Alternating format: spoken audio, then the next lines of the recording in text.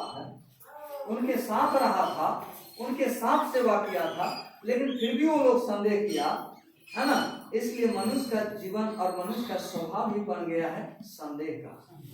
मेरे जीवन में चमत्कार होता है, मेरे जीवन में आश्चर्य कर्म होता है, मेरे जीवन में सब कुछ देखते हैं और जीवन में चंगाई भी अनुभव करते हैं, जीवन में शांति भी पाते हैं, जीवन में सब कुछ देखते हैं, लेकिन फिर भी कैसे उस प्रभु को हम भूल जाते हैं? हेलो, कैसे उस प्रभु को भूल जाते हैं? कितना प्रभु को दुख लगता है ना? कैसे उस प्रभु से मुंह मोड़ लेते हैं। लेकिन यीशु जी बात करता है कि जो आत्मा आपके अंदर दिया गया है, जो आत्मा पर आप विश्वास करते हैं, ये संसारिक लोग नहीं समझता है, संसारिक लोग विश्वास नहीं करता है, लेकिन हम लोग इस बात का गवाह है। यीशु मसीह हमारे लिए मारा गया, यीशु मसीह हमारे लिए गाड़ा गया, यीशु मसीह हमारे लिए जी उठा, जी उठने के बाद स्वर्ग गया। आमीन, आमीन, आमीन, आमीन। ये हम विश्वास करते हैं, और क्या इस विश्वास को कभी हम भूल सकते हैं? जब तक मेरा सांस होगा, जब तक मेरा इस शरीर, इस जिंदगी, इस आत्मा में जीवित रहेंगे, तब तक हम इस सुसमाचार को कभी भूल नहीं सकते हैं, क्योंकि हमारे लिए ये गुड न्यूज है, हमारे लिए सुसमाचार है, और हम विश्वास करते हैं कि जब तक मेरा सांस होगा हम प्रभु का ही नाम लेंगे। आमीन, आमीन, है ना, प्रभु का ही नाम लेंगे। आगे हम लोग देखते हैं, क्योंकि वह न उसे देखा और न उसे जाना, और तुम उसे जानते हो, क्योंकि वह तुम्हारे साथ रहता है, वह तुम में होगा। आमीन, आमीन, वह तुम में होगा। और एक बच्चे के जैसा यीशु मसीह हमसे वादा करता है ना, एक बच्चे के जैसा यीशु मसीह वादा करता है। जब एक माता अपने पिता, अपने पुत्र या पुत्री को उत्पन्न करता है, तो सबसे ज्यादा वो माता का प्रेम होता है अपने बच्चों के प्रति। आमीन, आमीन, आमीन, है ना। क्यों दर्द होता है, क्यों उसको प्रेम होता है? क्योंकि वो अपना शरीर से उसको पैदा किया है, अपना ब्लड से उसको पैदा किया है, उसको अपना दिल का दर्द, अपना शरीर का कष्ट उसको मालूम होता है ना। उसी तरह से परमेश्वर ने इस मनुष्य को बनाया, और जब परमेश्वर से अलग हो गया मनुष्य, तो परमेश्वर को बहुत दर्द हुआ, बहुत दुख हुआ। क्यों हुआ? 18 में लिखा है, मैं तुझे अनाथ नहीं छोड़ूंगा और मैं तुम्हारे पास आता हूँ। आमीन, है ना। क्या कहा? मैं तुझे अनाथ नहीं छोड़ूंगा, मैं तुम्हारे पास आता हूँ, है ना। और थोड़ी देर रह गई, फिर संसार मुझे ना देखेगा, परंतु तुम मुझे देखेगा, इसलिए कि मैं जीवित हूँ, तुम भी जीवित रहोगे। है ना।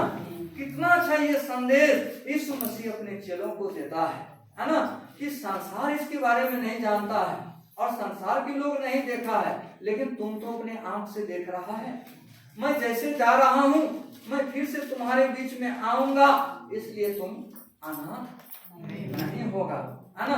तुम अनाथ नहीं होगा, क्योंकि तुम्हारे साथ मैं एक सहायक को देकर जाता हूँ, वो है पवित्र आत्मा। आमीन, आमीन, आमीन, आमीन, आमीन। लोगों से हम निवेदन करते हैं, जरूर 6 दिन पेट भर खाइए, पूरा खाइए, मोटा मोटा हो जाइए, लेकिन शुक्रवार दिन आप जरूर उपवास कीजिए। Hallelujah, hallelujah. शुक्रवार दिन उपवास कीजिए। हम रोज रोज खाते तो हमारा शरीर पास्टर इतना मोटा हो जाता है, लेकिन हम मोटा नहीं हो गए, ये बहुत बड़ा मेरे लिए कारण है ना। हम मोटा होना पसंद नहीं करते हैं, इसलिए ज्यादा हम भूख में रहते हैं, ज्यादा हम ऐसे समय बिताते हैं, खाना भी देता हम खाते नहीं है, इसलिए मुझे मोटा होना मेरे शरीर के लिए अच्छा नहीं है। इसलिए मैं सोचता हूँ हमेशा हम प्रार्थना में और उपवास के साथ हम प्रार्थना करते रहें। आपसे मेरा निवेदन है, आपसे मेरा प्रार्थना है कि जरूर शुक्रवार के दिन कम से कम 2 घंटा 3 घंटा के लिए, नहीं तो दिन भर के लिए या हाफ डे के लिए आप जरूर उपवास करके जरूर आप प्रार्थना कीजिए। आमीन, है ना।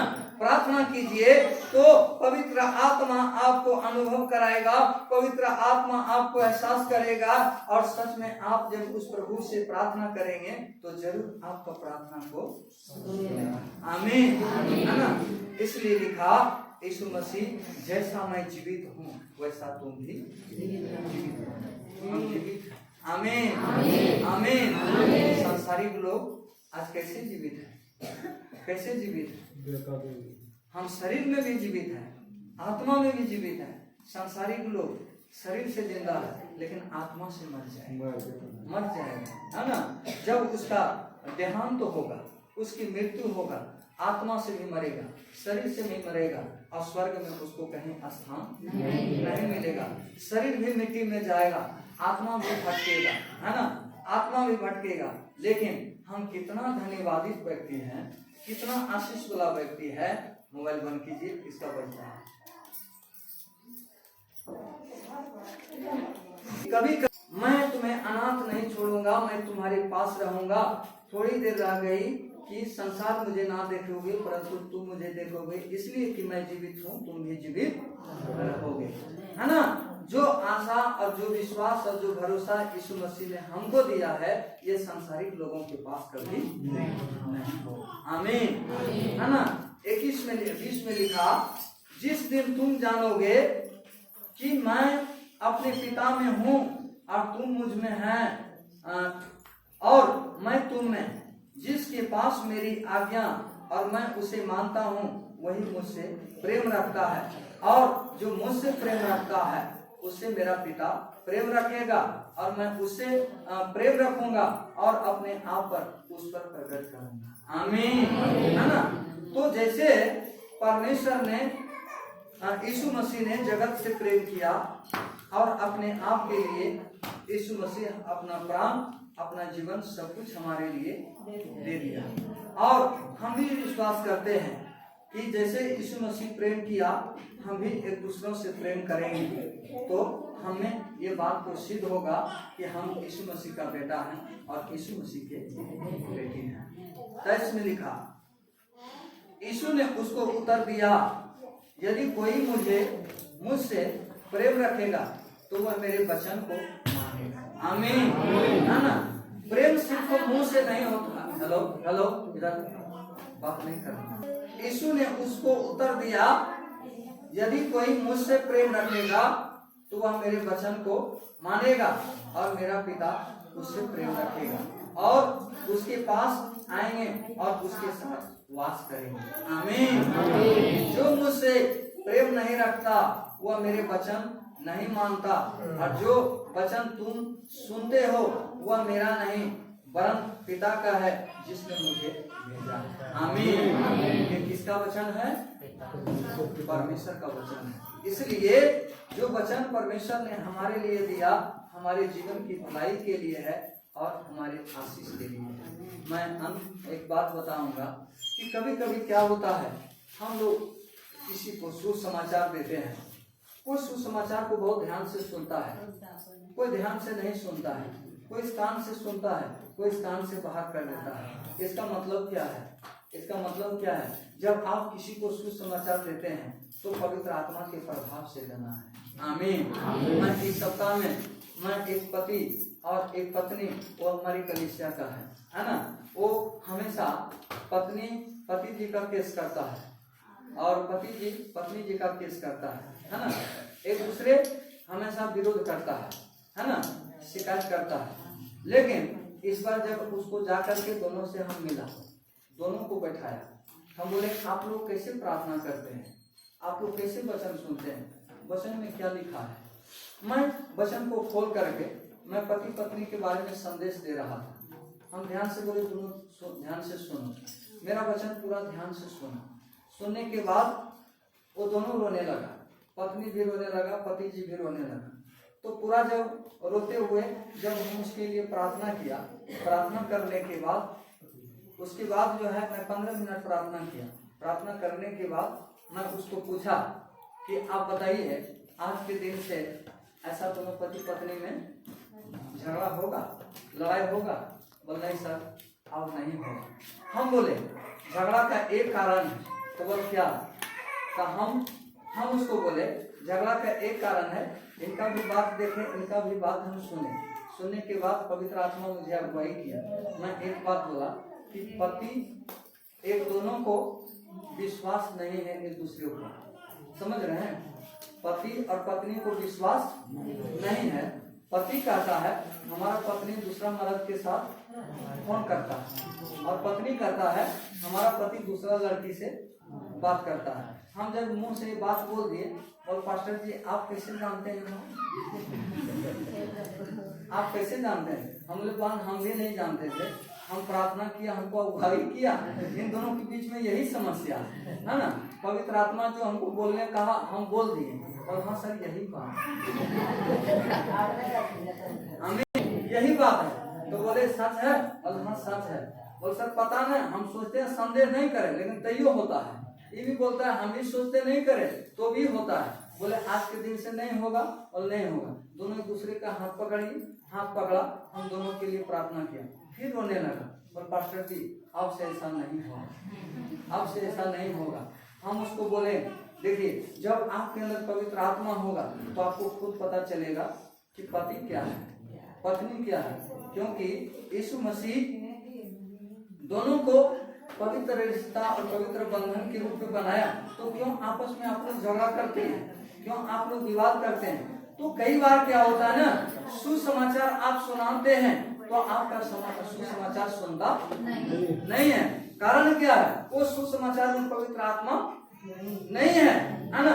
इसलिए जब आप किसी को सुसमाचार देते हैं तो पवित्र आत्मा की प्रभाव से उसको दीजिए, है ना, ताकि सुनने वाले आपको बात को ध्यान से सुने और वो सुन करके ग्रहण करे, और ग्रहण करके वो विश्वास करने वाला बने, और सच में एक निर्णय लेकर के प्रभु के पीछे चलने वाला बने। जरूर उसका जीवन बदल जाएगा। आमीन, है ना, जरूर उसका जीवन बदल जाएगा।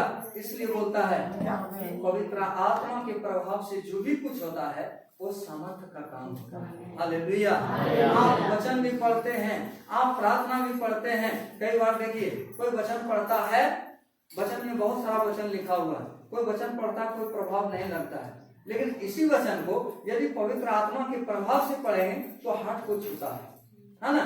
कोई प्रार्थना करता है तो प्रार्थना का कोई मतलब ही नहीं लगता है क्या कर रहा है ना।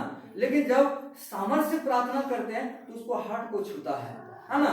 जब देखिए हम तन मन हृदय से प्रार्थना करते हैं तो लगता है इस कैंपस के अंदर, इस चर्च के अंदर में प्रभु का उपस्थिति है ना, प्रभु का उपस्थिति है, और सब लोग पवित्र आत्मा को जीवन में अनुभव करता है, ग्रहण करता है और महसूस करता है। हाँ, आज आराधना में हमको यीशु मसीह मिल गया था।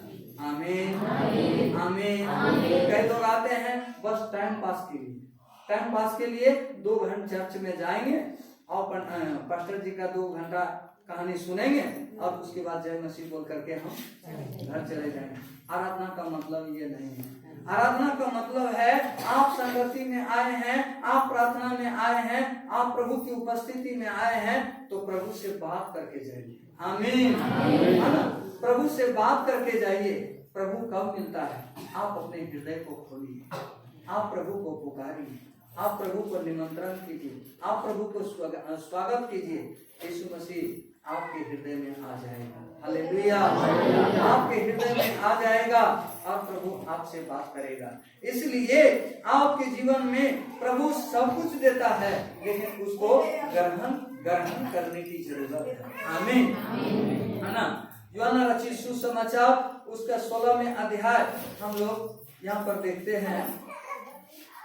16 से लेकर मैं 20 तक आप लोग के बीच में पढ़ूंगा, आप लोग सुनिए। थोड़ी देर ध्यान से सुनिए। थोड़ी देर में तुम मुझे ना देखोगे और फिर थोड़ी देर में तुम मुझे देखोगे। तब उसके कुछ चेलों ने आपस में कहा, यह क्या है जो वह हम से कहता है, थोड़ी देर में तुम मुझे ना देखोगे और फिर थोड़ी देर में मुझे देखोगे, और यह इसलिए कि मैं पिता के पास जाता हूँ। आमीन, पिता के पास जाता हूँ।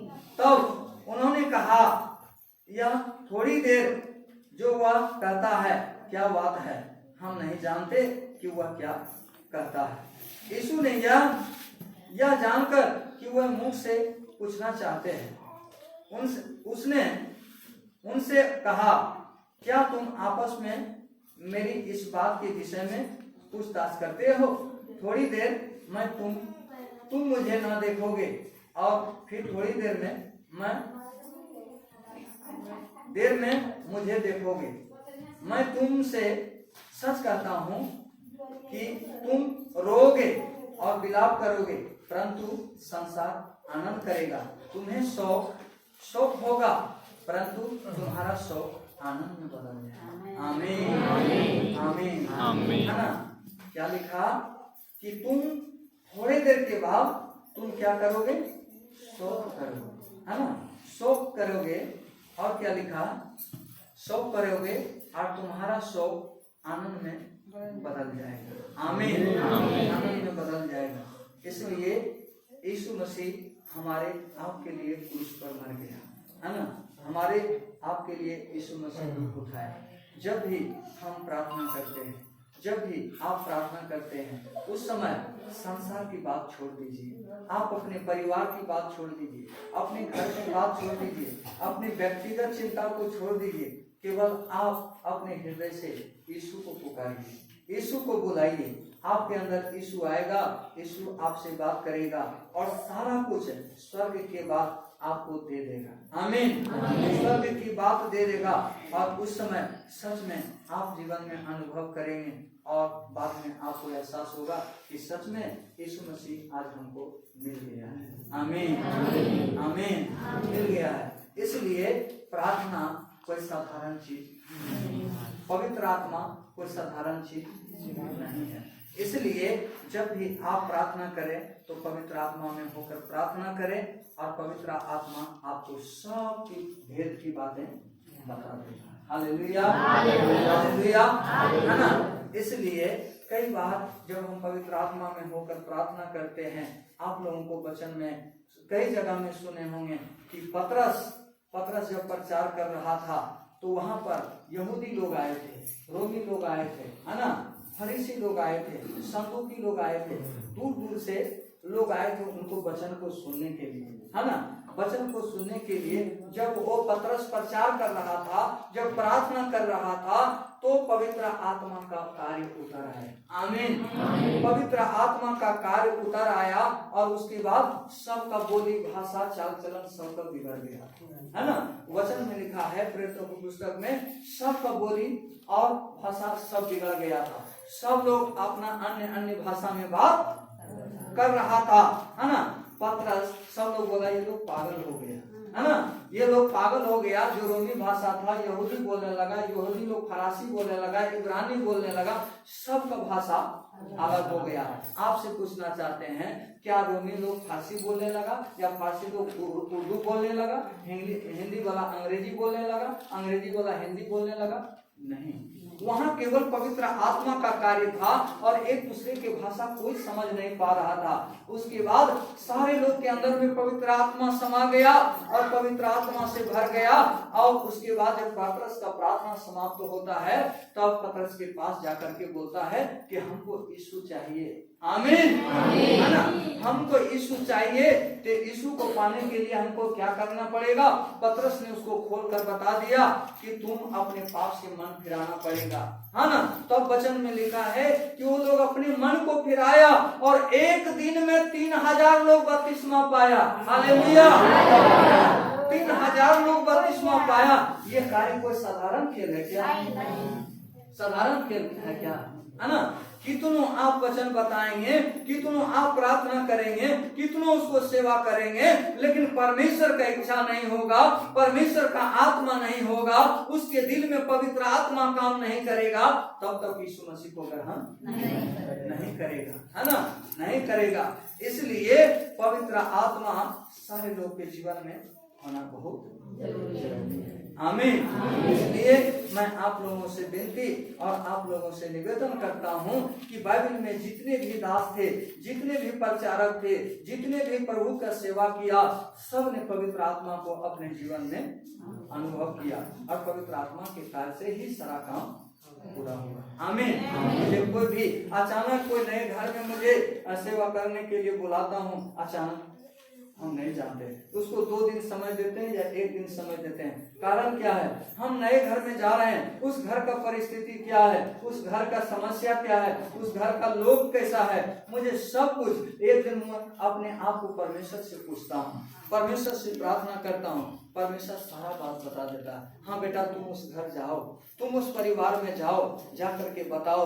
मैं दूसरा दिन प्रार्थना करके घर से निकलता हूँ। जब उस घर में जाता हूँ, जब प्रार्थना करते हैं, उसके घर का माहौल मुझे मालूम हो जाता है। कहाँ शैतान है, कहाँ समस्या है, कहाँ बीमारी है, कहाँ क्या है, सब कुछ प्रभु मुझे बताता है। और मैं दिल खोलकर प्रार्थना करता हूँ, अंत में आराधना करता हूँ, वचन प्रचार करता हूँ, सब कुछ शांति पूर्वक करता हूँ। अंत में वो परिवार के लोग ग्रहण करता है कि हाँ, आज के बाद मुझे यीशु जी चाहिए। आमीन, यीशु जी चाहिए। इसलिए जिस घर में जाते हैं तो सामर्थ को लेकर के जाना है। आमीन, है ना? नहीं तो आप जिस दुष्ट आत्मा को भगाने के लिए गए हैं, आप पूरी रीति से तैयार नहीं है तो खुद को भाग जाएंगे, है ना? खुद को भाग जाएंगे, क्योंकि शैतान कम पावरफुल नहीं है। जब यीशु मसीह को नहीं छोड़ा, यीशु मसीह को परेशान किया, है ना, लेकिन यीशु मसीह आत्मा में परिपूर्ण था, है ना, आत्मा में परिपूर्ण था। इसलिए प्रार्थना करते हुए वचन से उसको जवाब दिया, ए शैतान, तू मेरे सामने से भाग जा, है ना। शैतान को वहां जगह नहीं मिला। इसलिए आप विश्वास में मजबूत रहेंगे, प्रार्थना में मजबूत रहेंगे, वचन में मजबूत रहेंगे और हमेशा प्रार्थना करेंगे तो कभी भी शैतान को मौका नहीं मिलेगा। आमीन, आमीन, कभी नहीं मिलेगा। इसलिए मैं आप लोगों से यही विनती करता हूँ कि मसीहियत और मसीह जीवन में समय और जीवन बिताने का मतलब बस यही हमारा मूल मंत्र है, विश्वास, प्रार्थना और प्रभु का वचन। इसी में पूरा दुनिया परमेश्वर ने बना दिया है। आमीन। सारे लोगों को सृष्टि कर दिया और सारा अधिकार यीशु मसीह किसको दिया है? हम लोगों को दिया। इसको यूज करना है ना, इसको यूज करना। हम बहुत पास्टर का काम जानते हैं, बहुत सेवा जानते हैं, बहुत वचन जानते हैं, बहुत प्रार्थना करते हैं, लेकिन मेरे द्वारा यदि फल नहीं है तो 0/0 है, कोई फायदा नहीं है ना। लेकिन हम वचन भी जानते हैं, प्रार्थना भी जानते हैं और सेवा भी करते हैं और अच्छा से कर रहे हैं। हमारी कलीसिया में यदि इतना फल है तो हमको लगता है कि नहीं, मेरा सेवा, मेरा प्रार्थना परमेश्वर सुन रहा है। आमीन, आमीन, आमीन। इसलिए हमेशा खुशी होकर पवित्र आत्मा को जीवन में अनुभव करना है। आमीन। वचन में इतना लिखा है कि कभी भी तुम्हारे मन मुंह के ऊपर कभी छाया नहीं होना है ना। हमेशा आपका व्यवहार, आपका चाल चलन, आपका हमेशा खुशी ही खुशी दिखाई देना चाहिए। Hallelujah, hallelujah, hallelujah. और पवित्र आत्मा से आपको तैयार करता है और प्रभु आपको मजबूत करता है। आमीन, आमीन। आइए हम लोग अपने अपने आंख बंद करेंगे और आज के वचन के लिए हम प्रार्थना करेंगे। सब लोग